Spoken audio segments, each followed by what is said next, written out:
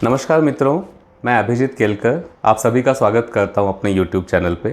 अगर आप handmade industry से जुड़े हुए हैं या लीगल तौर पे अपने सोप्स हैं हैंडमेड या हैंडमेड कोई भी कॉस्मेटिक्स हैं, उनको अगर आप लीगल वे में अपना बिज़नेस बढ़ाना चाहते हैं, लाइसेंसिंग करके अगर आप उसको स्केल अप करना चाहते हैं, तो ये वीडियो आज का आपके लिए है। तो पहले तो ये समझेंगे कि आपको कौन से लाइसेंस की क्या ज़रूरत होती है। इसमें इतना कन्फ्यूजन है, इतने लोगों के इतने वर्जन्स हैं कि बहुत दिक्कत आ जाती है। तो मैं पहले तो आपको वो क्लियर कर दूं। तो जितना भी आपने अगर देखेंगे तो काफ़ी लोगों का ये होता है कि मेरे पास में जीएसटी है, मेरे पास में एमएसएमई है, मेरे पास में उद्यम आधार है, मेरे पास में शॉप एक्ट है, तो क्या एम आई एलिजिबल कि मैं इसको लीगल तौर पे बना सकता हूँ।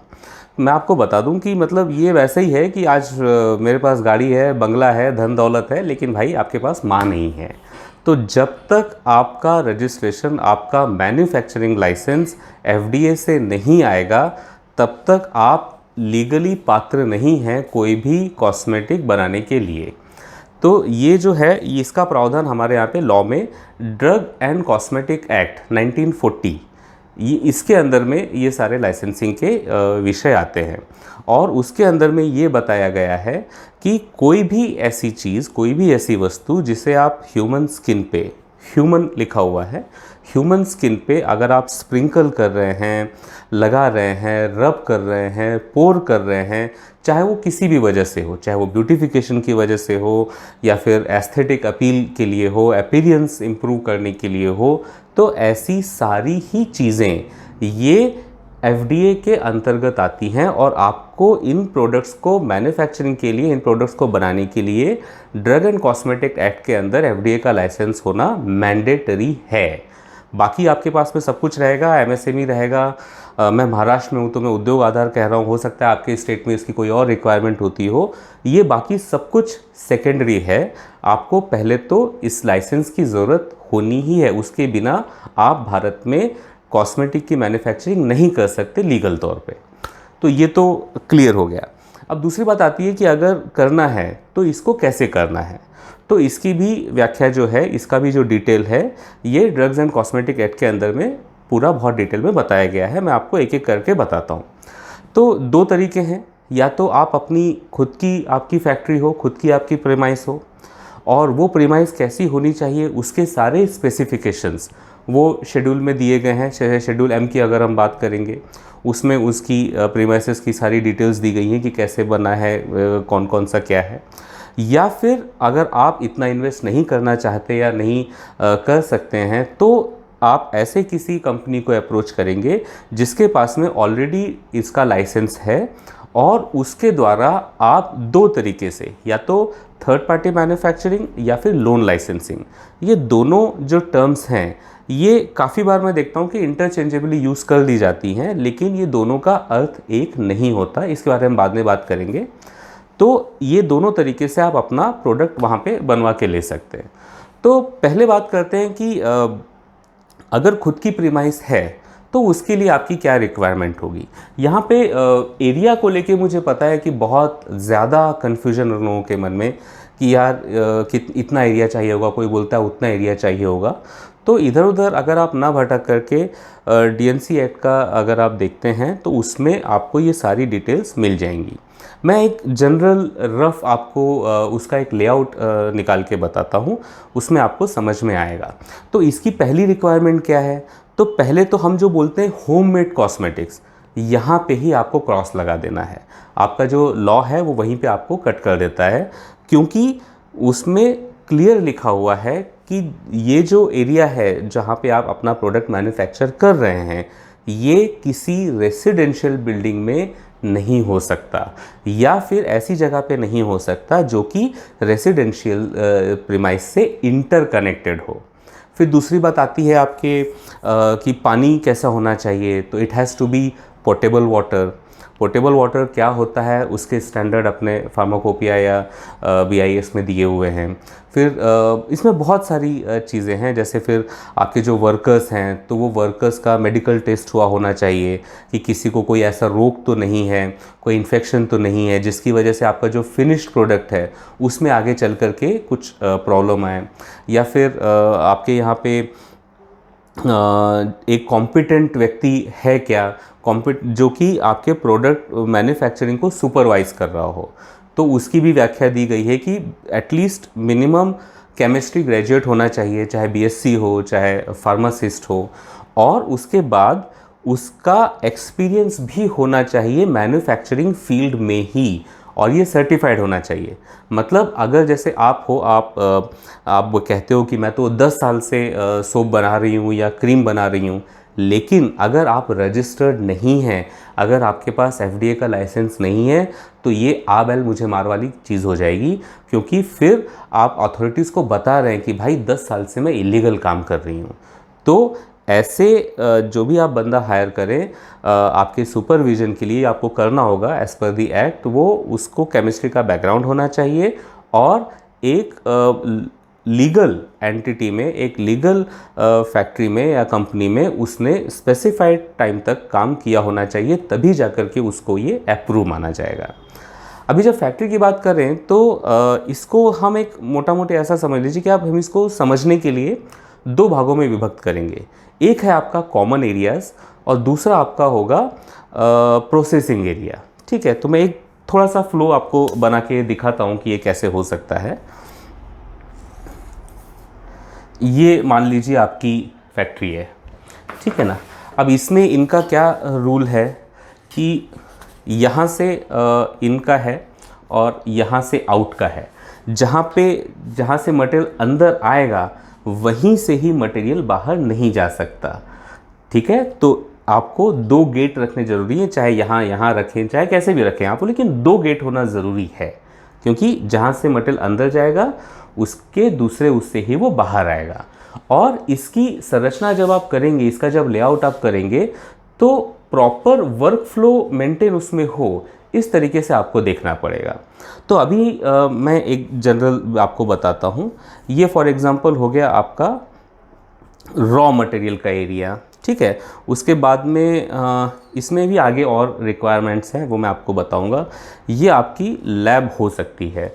लैब ये ऑप्शनल है, या तो आप अपनी प्रेमाइस में खुद ही लैब बना सकते हैं, या अगर आपके पास में वो प्रोविज़न नहीं है या आप नहीं करना चाहते हैं, तो कोई भी ऐसी गवर्नमेंट सर्टिफाइड लैब से आप टाई अप कर सकते हैं। उसकी ज़रूरत क्यों पड़ेगी उस पर आते हैं बाद में। उसके बाद में मान लीजिए कि ये आपके मेल चेंजिंग रूम हो गया, ये आपका female for example changing room हो गया। उसके बाद ये जो एक एरिया है, इसको मैं प्रोसेसिंग रूम बोलता हूँ।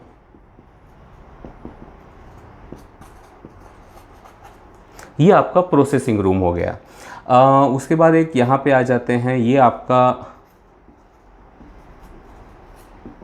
पैकेजिंग रूम हो गया। यहाँ पे आपका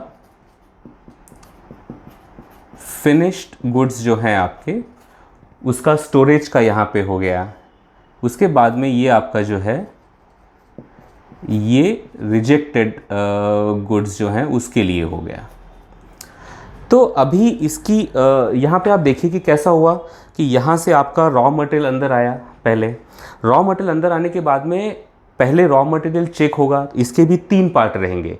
पहले जहाँ पे वो रॉ मटेरियल आने के बाद रखा जाएगा, उसके बाद समझिए आपके 4 अलग अलग प्रोडक्ट के 4 बैरल आए। 2 प्रोडक्ट आपने टेस्टिंग में भेज दिए, 2 आप किसी कारणवश नहीं भेज पाए। तो जो 2 जिनकी टेस्टिंग हो रही है वो क्वारंटाइन रॉ मटेरियल के रूम में रहेंगे, उनकी जगह स्पेसिफाइड होगी। उसके बाद और जो 2 जिनकी टेस्टिंग नहीं गई है वो पहले वाले रूम में ही रहेंगे रॉ मटेरियल रिसीविंग के। उसके बाद टेस्टिंग की रिपोर्ट आ गई आपकी और आपका वो प्रोडक्ट अप्रूव हो गया। उसके बाद वो अगले वाले रूम में अप्रूव्ड रॉ मटेरियल का जो रूम रहेगा उसमें जाएंगे। तो इस रॉ मटेरियल के आपके 3 भाग यहाँ पे हो गए। उसके बाद आप आ जाते हैं चेंजिंग रूम के लिए। तो इसमें गवर्नमेंट हाँ, और एक यहाँ पे मैंने ऑफिस तो बनाना भूल गया। ये आपका ऑफिस है। ये ऑफिस में जहाँ पे आपकी सारी फाइल्स, आपके सर्टिफिकेट्स, आपके लैब टेस्टिंग रिपोर्ट्स, आपका जो भी मेंटेनेंस का काम होगा वो यहाँ पे होना मैंडेटरी है। अभी इन जो ये बाकी सारी जगह हैं, ये office, rejected goods, finish goods, packaging, male changing room, female changing room, raw material, ये सारे हैं आपके कॉमन एरियाज़, ठीक है। और ये केवल जो एरिया है प्रोसेसिंग रूम, प्रोसेसिंग रूम मतलब जहाँ पे आपका एक्चुअल प्रोडक्ट बन रहा है, जहाँ पे आपकी क्रीम बन रही है या जहाँ पे आपका सोप बन रहा है, उसको हम बोलेंगे प्रोसेसिंग रूम, ठीक है।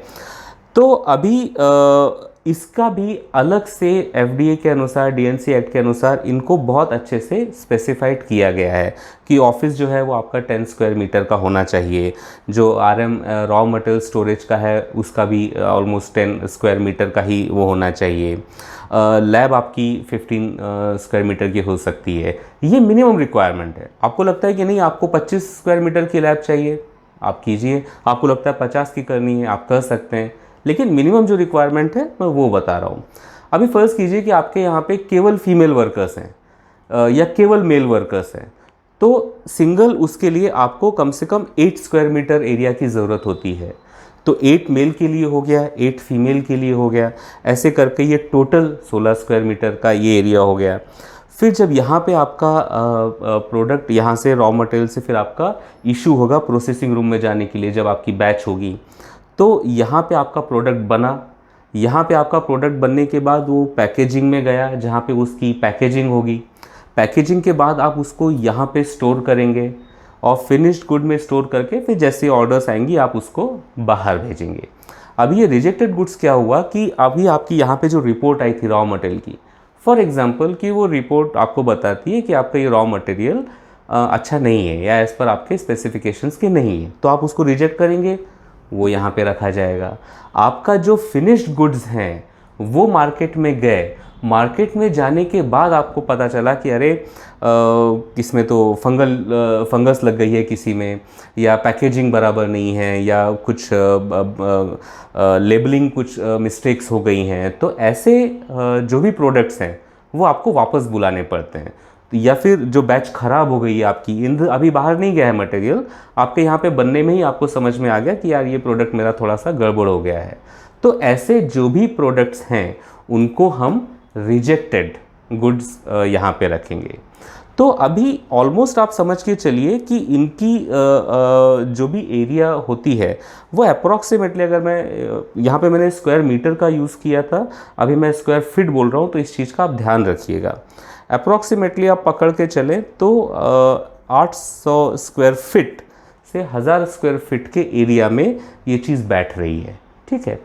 अभी जब हम प्रोसेसिंग रूम की तरफ आते हैं तो as per the act, as per दी विधि या लॉ के अनुसार 11 अलग अलग कैटेगरियों में इन प्रोडक्ट्स को बांटा गया है, जिसमें आपका पाउडर अलग हो गया।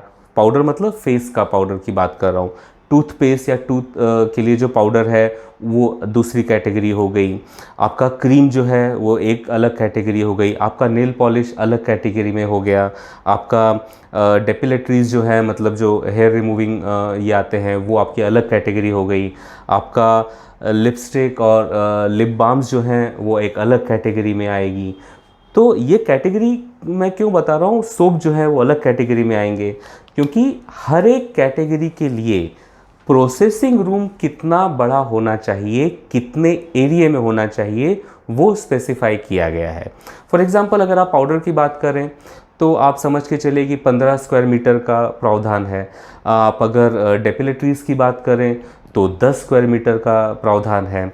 वहीं जब आप क्रीम की बात करते हैं तो 25 स्क्वायर मीटर का प्रावधान है। और फिर आप जब सोप की तरफ आ जाते हैं तो उसको दो भागों में हम फिर बांट सकते हैं।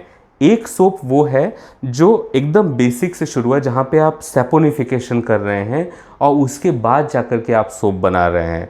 मुझे लगता है कि सीपी सोप्स ऑफकोर्स इसी में आते हैं, क्योंकि यार वर्किंग फ्रॉम बेसिक्स कि सैपोनिफिकेशन करके आप ऑयल्स का और फिर सोप बना रहे हैं। तो ऐसे में सोप के लिए जगह जो प्रोसेसिंग रूम की जगह लगती है वो है 100 स्क्वायर मीटर। और जब आप नूडल्स से सोप बनाते हैं, and this is what I am assuming here, क्योंकि जब आप नूडल से सोप बना रहे हैं तो मुझे लगता है कि उसी कैटेगरी में जो आपके MNP मतलब मेल्ट एंड पोर के जो बेसेस हैं, तो वो भी उसी कैटेगरी में आ जाना चाहिए। तो वहाँ पे बेसिक से सैपोनिफिकेशन की प्रोसेस नहीं हो रही है, वो प्रोसेस ऑलरेडी हो चुकी है, आधी प्रोसेस हो चुकी है ऑलरेडी। चाहे आप नूडल्स की बात करें, नूडल्स के लिए आपको एक्सट्रूडिंग मशीन वगैरह जो इंडस्ट्रियल लेवल पे उपलब्ध होती हैं उनकी ज़रूरत लगती है, जबकि मेल्ट एंड पोर के लिए इतनी हैवी मशीनरी की आपको ज़रूरत नहीं होती। लेकिन ये आधी प्रोसेस हो गई, तो जहाँ पे प्रोसेस आधी हो गई वहाँ पे आपके प्रोसेसिंग रूम का एरिया भी आधा हो गया। मतलब उसके लिए आपको केवल 50 स्क्वायर मीटर की ज़रूरत पड़ेगी। ठीक है, तो ये कॉमन एरियाज़ हैं आपके, ये कॉमन एरियाज़ और ये प्रोसेसिंग रूम का एरिया जो एक्सक्लूसिव एरिया रहता है। अभी इसकी मैंने अलग अलग जो कैटेगरीज़ है वो आपको बता दी, उनके लिए लगने वाली जो जगह है वो भी बता दिया, और इसके लिए जो कॉमन एरियाज़ हैं उनमें लगने वाला जो स्पेसिफिकेशन जो स्पेसिफाई किया गया है DNC एक्ट 1940 में, मैंने वो बताया। तो फॉर एग्जांपल आपने इस प्रेमाइसिस में सोप के लिए लाइसेंस ले लिया है, आपको मिल गया है। अभी आप क्या कर रहे हैं कि आप उसमें क्रीम भी करना चाहते हैं। आप इस रूम में क्रीम नहीं बना सकते, इट इज़ नॉट अलाउड। फिर आपको क्या करना पड़ेगा, क्रीम की प्रोसेसिंग जो कर रहे हैं आप, उसके लिए 25 स्क्वायर मीटर की जगह चाहिए। तो मेरे पास यहाँ पे 25 स्क्वायर मीटर की जगह है, तो मैंने क्या किया, ये अच्छा उसमें बाकी चीज़ें भी रहती हैं, मैं उतना डिटेल में नहीं जाना चाहता कि उसमें होमोजेनाइज़र है या कोलाइडल है या मिक्सचर है, तो वो क्या क्या इक्विपमेंट्स रहना चाहिए वो भी शेड्यूल M में डिफ़ाइन किया गया है, आप वहाँ से देख सकते हैं। तो यहाँ पे क्या किया मैंने, क्रीम के लिए मुझे मिल गई जगह 25 square metre. Raw material cream का भी मैं यहाँ रख सकता हूँ, सोप का भी मैं यहाँ रख सकता हूँ, वॉशरूम भी कॉमन रहेंगे, फिनिश गुड्स भी कोई दिक्कत नहीं है, packaging no issues, rejected goods सब एक ही है। ये एरिया केवल क्रीम का अलग हो गया। उसके मतलब काफ़ी लोग का ये मानना था पहले जब मैं बात करता था कि भाई 1200 या 1000 स्क्वायर वॉट एवर ये हमने क्रीम के लिए कर ली, अब हमें सोप बनाना है तो क्या हम 1000 स्क्वायर फीट और जगह लें या 2000 स्क्वायर फीट और जगह लें? तो ऐसा नहीं होता है। आप जब आगे कैटेगरीज बढ़ाएंगे तो प्रोसेसिंग रूम की कैटेगरी आपको प्रोसेसिंग रूम की आपको प्रोविज़न करनी होगी। ये common areas will remain common.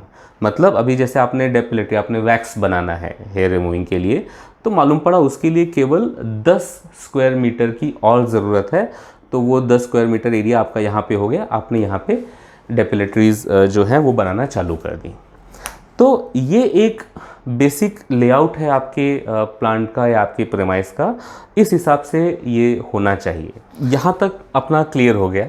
तो ये अगर आप खुद मैन्युफैक्चरिंग कर रहे हैं तो अगर आप खुद इसमें इन्वेस्ट नहीं करना चाहते हैं या आपके पास में इतना पैसा नहीं है या आप डालना नहीं चाहते हैं पैसा, तो सेकेंड ऑप्शन आपके पास में आता है कि आप किसी ऐसे कंपनी के पास जाएं जिसके पास में ऑलरेडी एक अप्रूव्ड फैसिलिटी है और वहाँ से आप अपने प्रोडक्ट बनवा के ले लें।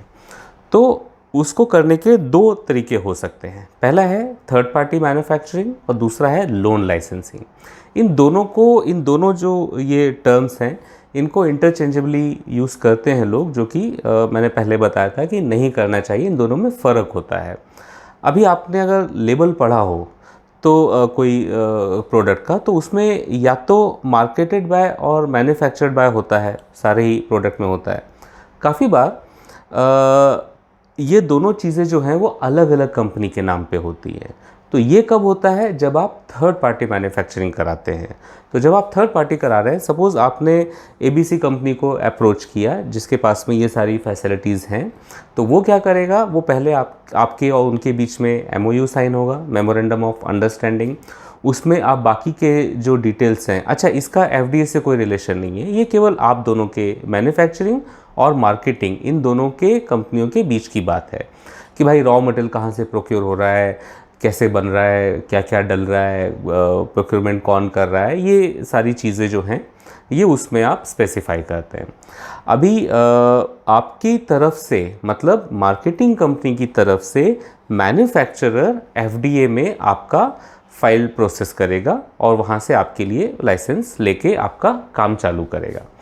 इस सूरत में क्या होगा कि ज़रूरी नहीं है कि मैन्युफैक्चरिंग में आप टेक पार्ट लें।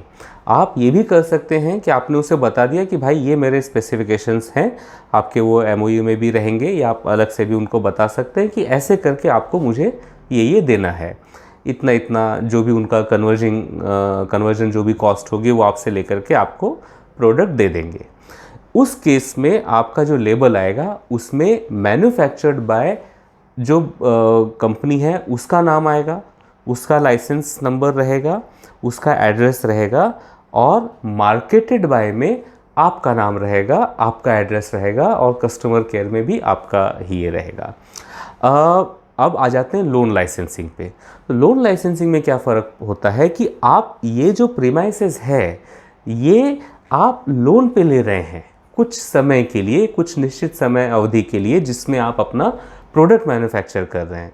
तो थर्ड पार्टी में क्या हुआ था कि मैंने तो आपके ऊपर छोड़ दिया था, तो मैन्युफैक्चरिंग का जो भी जवाबदारी थी वो मैन्युफैक्चरिंग कंपनी की थी, आपका उससे ज़्यादा कुछ लेना देना नहीं था।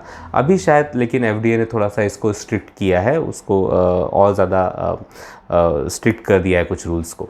लेकिन लोन लाइसेंस में जब आते हैं तो मैन्युफैक्चरिंग की जवाबदारी ये आपकी बनती है। आपका एक बंदा, आपका अपॉइंटेड पर्सन उस फैक्ट्री में रहेगा, जब आपका बैच बन रहा होगा तब उस फैक्ट्री में रहेगा, अपने सामने सुपरवाइज करवा करके वो पूरा बैच आपका तैयार करवाएगा। तो इस केस में मैन्युफैक्चरिंग में कोई भी डिफेक्ट होता है या कुछ भी होता है तो उसकी जवाबदारी दोनों ही पार्टियों की साझा होगी, मैन्युफैक्चर्ड बाय वाले की भी और मार्केटेड बाय वाले की भी, दोनों की होगी।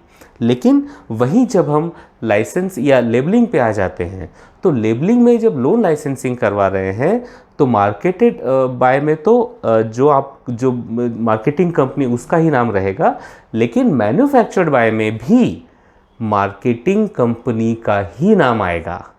लाइसेंस मैन्युफैक्चरिंग कंपनी का, एड्रेस मैन्युफैक्चरिंग कंपनी का, लेकिन नाम आपका। और मार्केटेड बाय में तो आपका होना ही है, चाहे आप थर्ड पार्टी करें चाहे आप लोन लाइसेंसिंग करें। तो बेसिकली ये दो लेबल का जो डिफरेंस है वो मैंने बताया, और मोस्ट इम्पॉर्टेंटली कि मैन्युफैक्चरिंग की जवाबदारी किसकी है ये निर्धारित उससे होगा कि आप थर्ड पार्टी कर रहे हैं या लोन लाइसेंसिंग कर रहे हैं।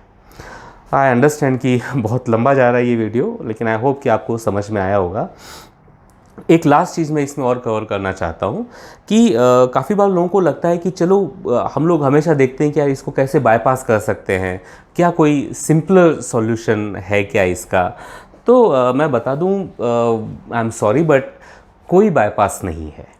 आप कितने भी छोटे स्केल पे हों, चाहे आप किसी एनजीओ से जुड़े हों और कहीं ट्राइबल एरियाज़ में जाके विमेन एम्पावरमेंट ग्रुप को लेकर के आप ये प्रोडक्ट्स बना रहे हों, चाहे चैलेंज किट्स को लेकर के आप ये कर रहे हों, ये जो रिक्वायरमेंट्स हैं वो आप पे उतनी ही लागू होती हैं जितनी किसी भी बड़ी एस्टेब्लिश्ड कंपनी पे लागू हो रही हैं। उनमें और आप में कोई भी फ़र्क नहीं है। एक चीज़ आ जाती है इसमें और जिसको काफ़ी लोग बोलते हैं कि अरे अगर हम आयुष से कर लें तो क्या होगा। मैं 2 मिनट उस पर लेकर के आपको बताता हूँ।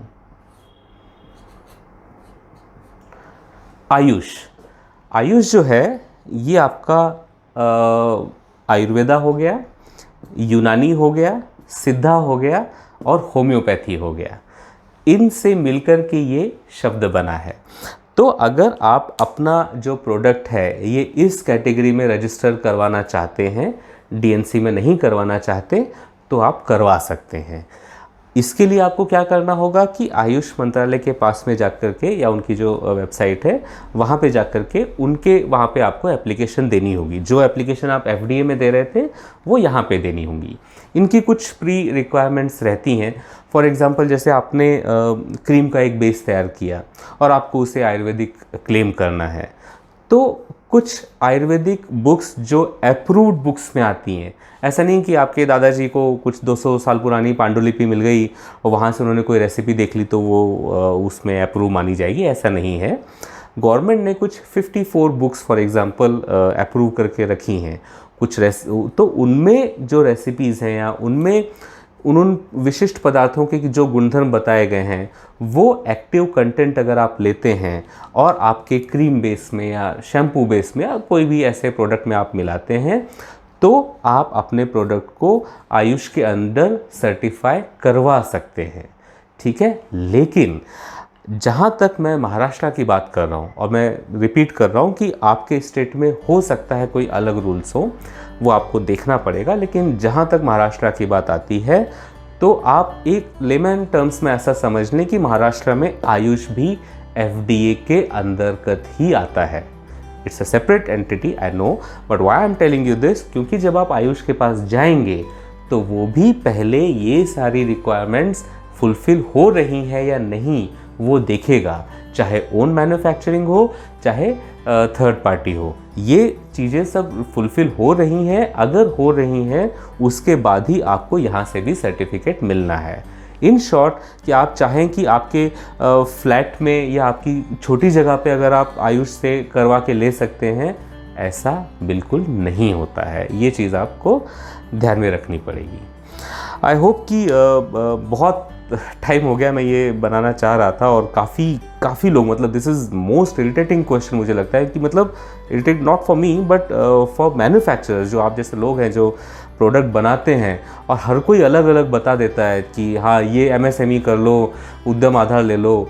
तो आई होप कि आज आपको ये चीज़ें समझ में आ गई होंगी, और अगर इसके बाद भी आपके मन में कोई शंका है, अगर आप कुछ पूछना चाहते हैं तो नीचे कमेंट्स में आप मुझे लिख के बता सकते हैं। मैं अपना यथोचित प्रयत्न करूंगा कि आपके प्रश्नों का उत्तर दे पाऊँ। Thank you so much.